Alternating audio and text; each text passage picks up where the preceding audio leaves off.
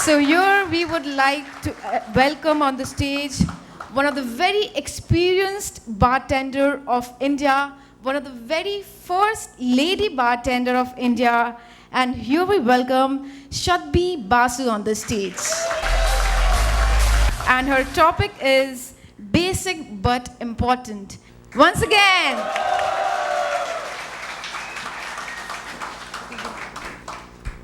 I'm guessing this one works. You guys can hear me, right? Awesome. So I don't know about this fan following that she was talking about. I'm guessing that's because I kind of began when a lot of you were not even imagined. It's a little scary when I say that, when I see all of you guys there and I'm saying, oh my God, they didn't exist.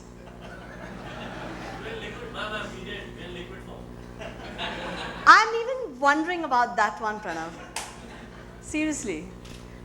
But I think that can actually be an inspiration for you guys to say that if she started when we weren't imagined and she's still standing here in spite of all that silver in the hair, that means you guys can kind of get anywhere because you actually have this.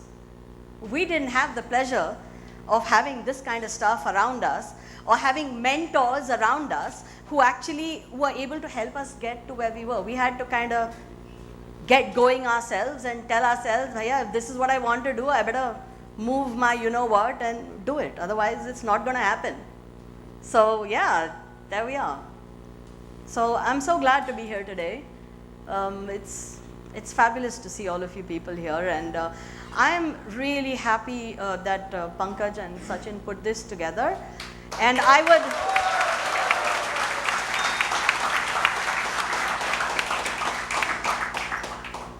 I'm not a morning person. Anyone who knows me will accept and will tell you that if you call her in the morning, she will not pick up her phone. And my morning extends. So if you think that 9 o'clock is morning, I still won't pick up my phone. So for me to wake up at 5 in the morning and to get here at 7:45 is only something I would do for you guys. It would never happen. Even my family doesn't expect it. So you can imagine that. And to see that someone young has been able to do this, because when I began, Lama, you were there at one point in year 2000 when you came from Delhi to Bombay, when we had the stir competition. We began in 97, and in 97, I was in fact telling him even in year 2000, we didn't even have 5 bartenders that we could call to share experiences because there was almost nobody there. So make the most of it, guys, because you've got so many here today who can share their experiences and who can actually inspire you to go ahead. Don't try and be like us, okay? It's not worth it. It's just not worth it. It's a waste of time. Just be yourself. Learn from us, but be yourselves. Don't be us. You don't want to be us, you know? We've been there, but you guys have a clean slate, and you can do far more with your understanding and far more with the passion that you have, and it's only the passion that will take you to where you want to go. And you know, I remember when I met Pankaj some years ago when he was brand new, as Dhanashri would call him, Kaula Mal hai. And yeah, I told him, you know, you looked really good. You had nice short hair and you were all fresh and enthusiastic. And at that point, he told me, you know, he didn't win this competition. And he was most upset. And I said, why are you upset? You did brilliantly. You should be really happy with what you did. He says, no, I'm very upset, but I assure you that I will do it. And I told him that that's all you need. If you have it in your mind, and if you can see yourself doing it, and that is the reason I'm here, okay? And that is the reason I'm here. So my topic is very simple. I'm just going to tell you what I have been saying for the longest time and what I will probably continue saying, that the simplest things in life and the simplest things that you do behind a bar are the ones that have the maximum impact on the people who walk into your bar. They might get excited when you do fancy things, but it's the small ones that you notice and the small ones that you take care of that have a maximum impact on the experience that they have in a bar, because at the end of the day, everyone who comes to our bar is thirsty. He wants to drink. Sure, he loves the experience. He wants the music. He wants the bartender to smile at him and to be able to talk to him. He's really happy when, while you're making a drink, you throw things up in the air and entertain him a little bit. But at the end of the day, he's thirsty. And if after everything you've done, you don't give him a drink that makes him happy, then all the other things don't matter anymore. So my topic is very simple. It's back to basics. I don't know what you guys can see, because I can see there. And I think there's one screen here and there's one at the back, so I'm really hoping that you can see. I have a presentation because Pankaj thought it might be a good idea to have a presentation. But I have to tell you that my presentation is, just for fun, okay? So the topic may be minutely serious because that's what we do every day. But honestly, I'm here to have fun with you guys and not to see serious faces, because the one thing that I cannot handle is when you're standing in front of a group of 100 people and they're all staring at you seriously with great expectations that words of wisdom come out of your mouth. It's a very scary proposition, and I don't want to be there, okay? So today is just a little reminder to you guys. You do this every day in any case. I'm simply going to remind you of what you do every day and tell you to continue doing it as long as you live, to be bartenders. Yeah? Okay, awesome.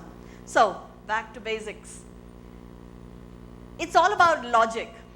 Whenever you're in a bar, everything we do is for a good reason. And it's a good thing to question everything that you do. Because a lot of people tend to think, oh, I'm doing this because somebody told me to do it. But don't ever do anything because someone told you to do it. Do it because you know it makes sense to do it. So if you need to question the way someone tells you to work, make that decision based on what you know is logical to you. So you know that when you kind of get your bar together, you arrange it in a certain way because that's the way you work. So you know when your right hand goes out, you know what to pick up. When your left hand goes out, you know what to pick up. And when you turn like this, you expect that glass to be there. And that's how you work. And you know that when you make a drink, you might think of it as being a long, fresh drink. So by default, you've chosen a glass that reflects the drink. So you've chosen this long glass, and there's a logical reason for it. You didn't do it because someone told you to. Sometimes you think like that, but if you think about it, you know that you chose that glass because that's what you want to feel. And then you will garnish it, and the garnish you use also reflects what you've done for your drink. It's all reason, it's all about logic, and it's all about thinking before you act. Sometimes I've seen people make a cocktail first and then look for the glass. But when they look for the glass, there's no glass there. Because it was a crowded bar and the glass hasn't come back, nobody has washed it. So they have their drink all ready, but there's no glass. So logic tells you, when somebody says, when you have a coyote which says cocktail, you got to first put the glass in front of you, start with the glass and do everything else later. And so it's just, it's all about reason. Use your brains, use your logic. Don't do anything because someone told you to, but find your own little reasoning and arrange your bar and work with your own little mind that's telling you, if this is how I work, then this is what I want to do. And therefore, the first tool that we need to have is logic. You can see sometimes they say, insanity is often the logic of an accurate mind overworked.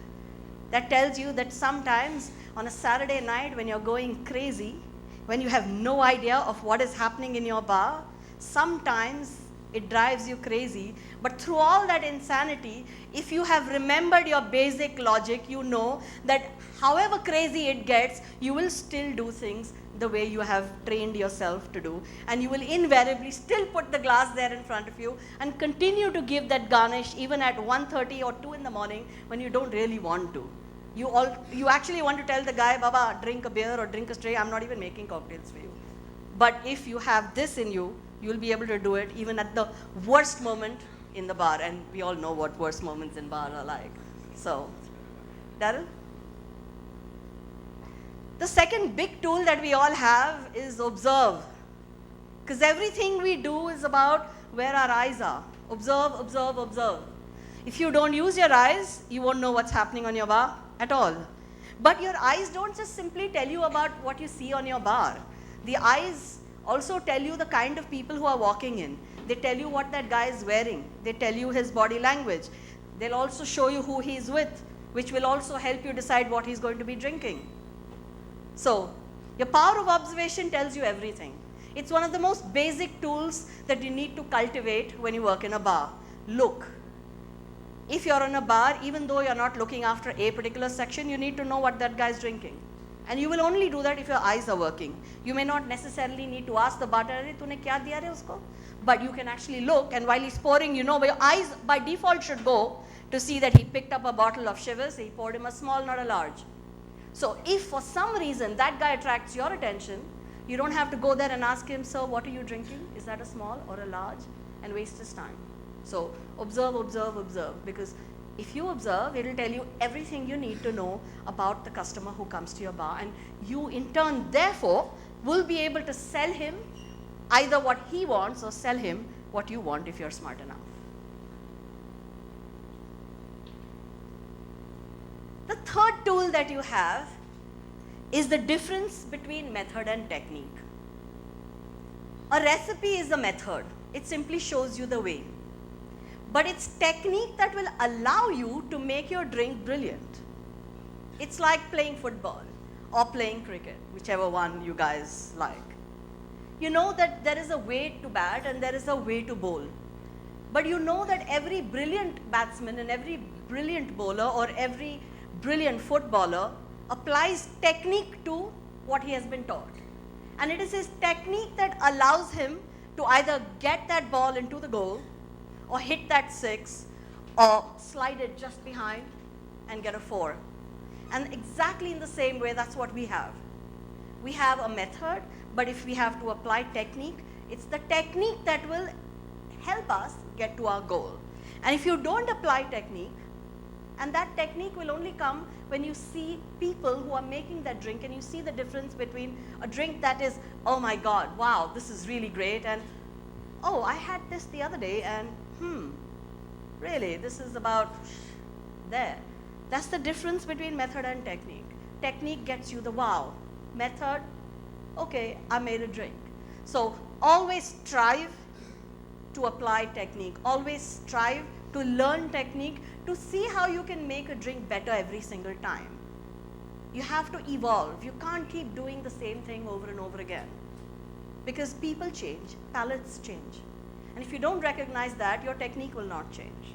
So keep that in mind every time you have someone at a bar. Every time you create a drink, it's the technique that will get you where you want to go.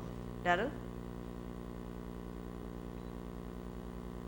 This is something that I have always talked about. Perfection always starts with mistakes. A lot of people tell me that they make great cocktails, that they are brilliant at what they do. My point is very simple. You are. Her taste buds are different, her palate is different. Your perfect recipe is not necessarily perfect for her. And that recipe only becomes perfect if you have used your powers of observation and you have listened to adapt that kind of perfect recipe that you have, tweaked it a little bit to match the profile of that person sitting, and only when that person tastes it and says, "Oh my God, wow, what a drink," then it is perfect. And then he might say that you are brilliant. So perfection is something that is perceived by somebody else and not by you at all. So it reminds me of those fairy tales where they say, "Mirror, mirror on the wall, who's the fairest of them all?" So every time you think you're perfect, think again. You are not perfect and you are not brilliant until somebody else thinks you are.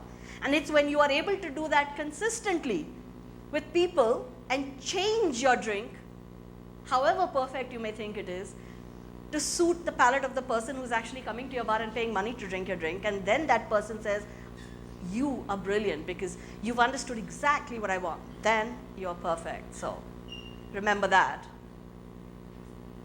Another tool that will help you throughout your career is knowledge. Because at the root of everything that we do is knowledge.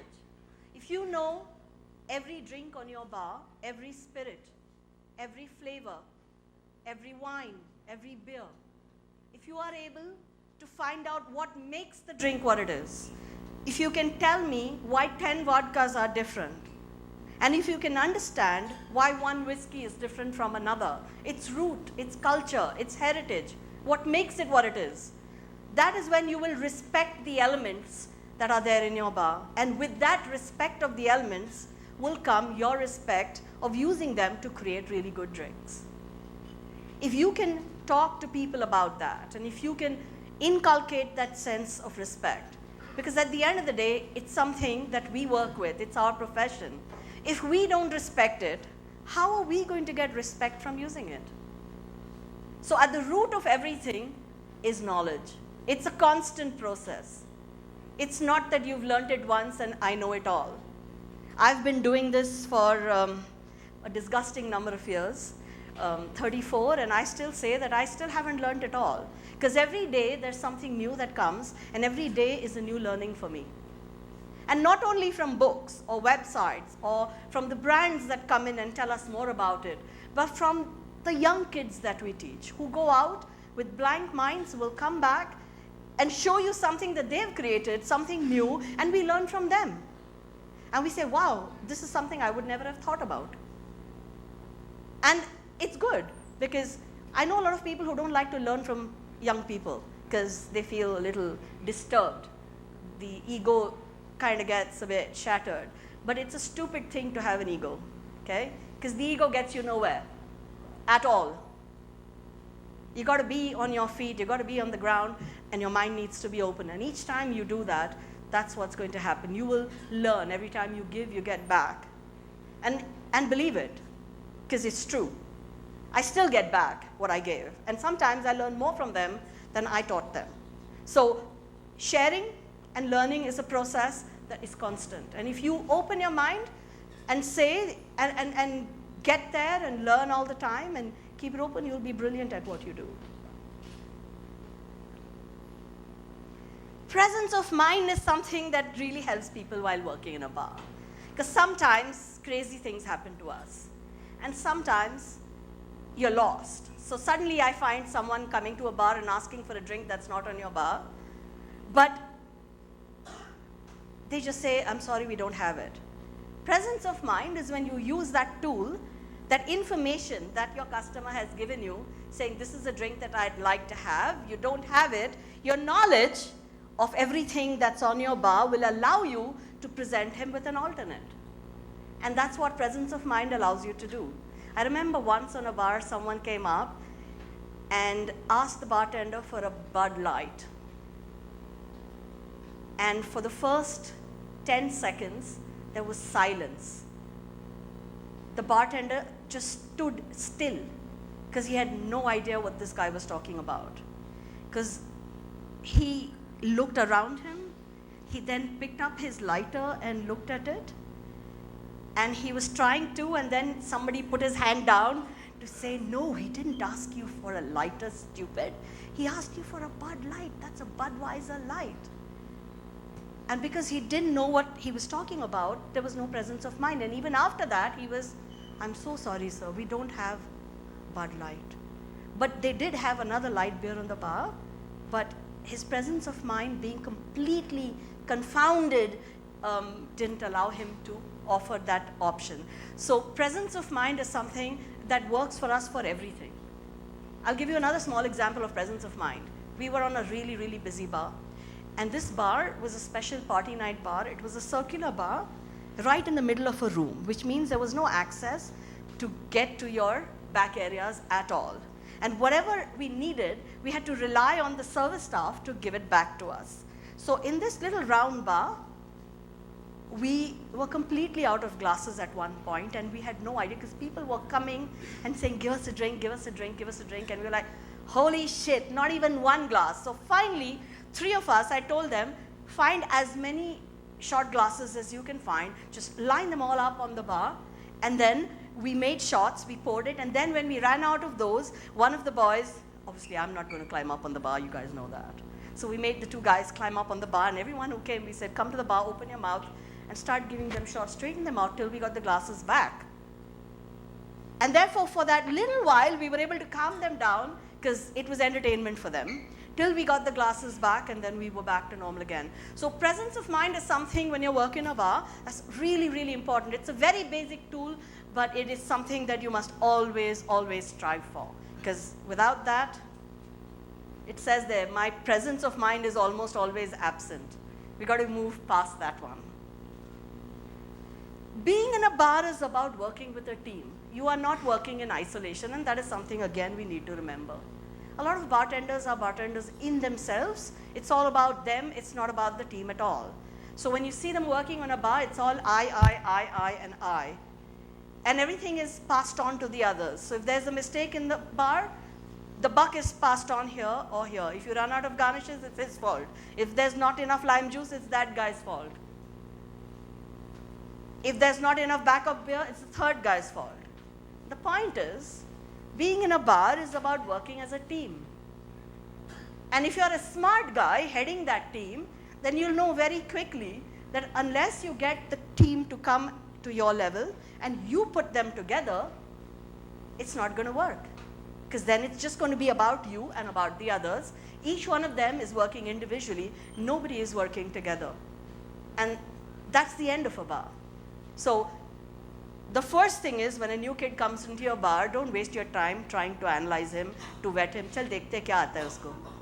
Don't khichofy him, don't put him down. Don't turn him into one guy who washes the glasses.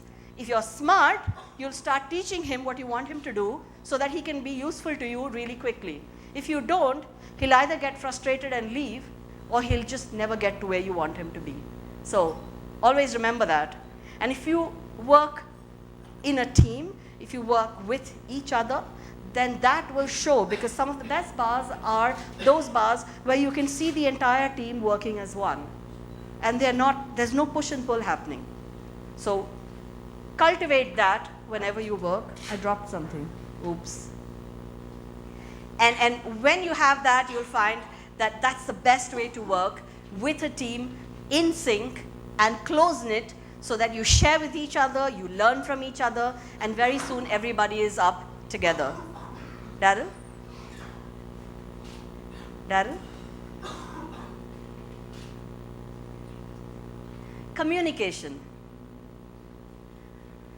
That is the soul or the heart of what we do in a bar.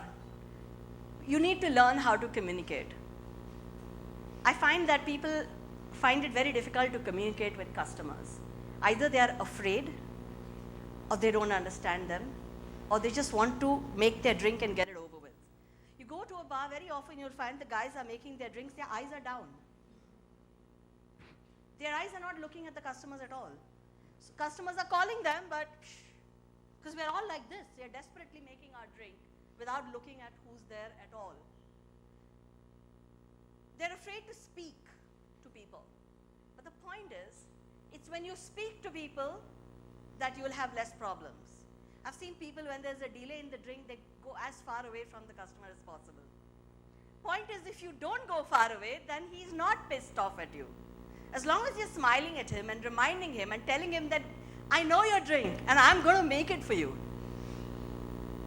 Talk to your customers. Don't be afraid if language is a barrier. Because if you can't speak very fluently in English, this is India. There is always going to be someone with whom you can speak to in one language or another. But if you don't practice your English and you then start doing this and stop speaking in Hindi to everyone on the bar with each other, sometimes you speak in Hindi and you think that the customer doesn't understand you. So here you are at it. And the guy sitting in front, you because of that bar counter, you forget that there is somebody on the other side who can actually hear you. And he's listening to everything you're saying. And he understands perfectly well. So you got to remember that, okay? And honestly, it's communication is what will get you to where you are. You ask all the veterans who are here, they'll tell you that you may know nothing about mixing a drink, but if you have a glib tongue, and if you can smile, and if you can talk to the customer, you'll get past almost anything. Almost Every mistake you made will be forgiven if you smile and you talk. If you don't, that's when say, God, dumb guys on this bar, man. I'm never going there again. You don't want that to happen. So talk, guys.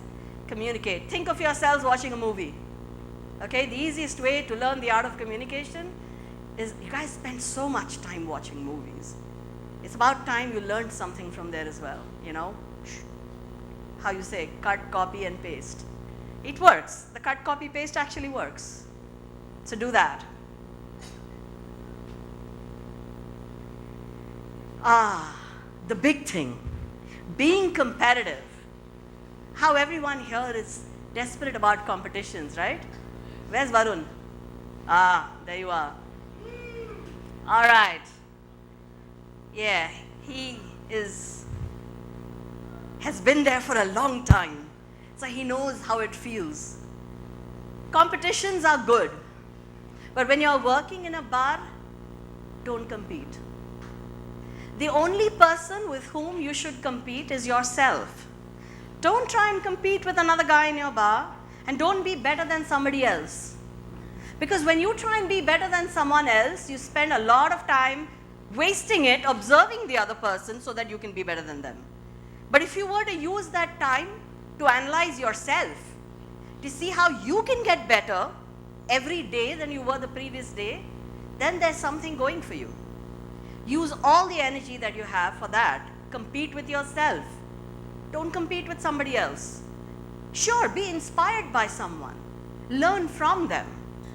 But don't want to be like them or don't want to be better than them. Doesn't make any sense at all.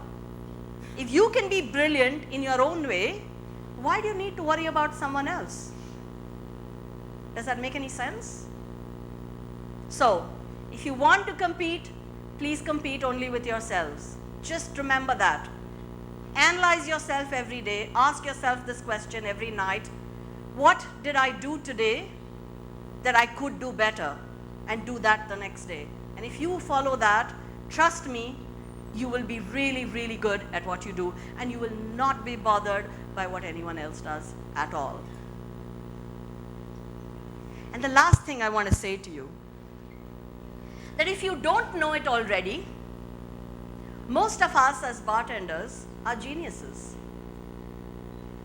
Recognize that in yourself. How many people from how many industries do you know who do everything that we do? You're lost. What do we do? So we know so much about spirits across the board. We are creative. We create. We're artists, because every time we pour something into a glass, we choose a glass that reflects the drink. We choose a garnish. It's like almost like a painter's palette. We work with colors. We know exactly what to mix, and we know what it will give us. So we work to make a drink look beautiful after we have already created the flavor profile in our minds, and then we go ahead and paint it to look beautiful, because you know that the first impression that you make is of the eye, and then it's followed by the taste. How many other people sit and listen to stories of people who come and stand at our bars and tell us all about their lives, about what a bad day they had, or about how they got dumped? What a hard life. And we listen to them. We're like psychiatrists to them. We're listening. We're not saying anything, but we're smiling and we're giving them a drink. How many people do that? We analyze people. We're almost like psychoanalysts. People walk into the bar, we're observing them, we're saying, oh, so he's come with a group of friends. I think this is a beer or a short thing. He's come with his girlfriend. Ah, okay. This looks like one of those naya hai. That means we can push some really big ones on this guy because he wants to impress the chick. So that's a good one for us.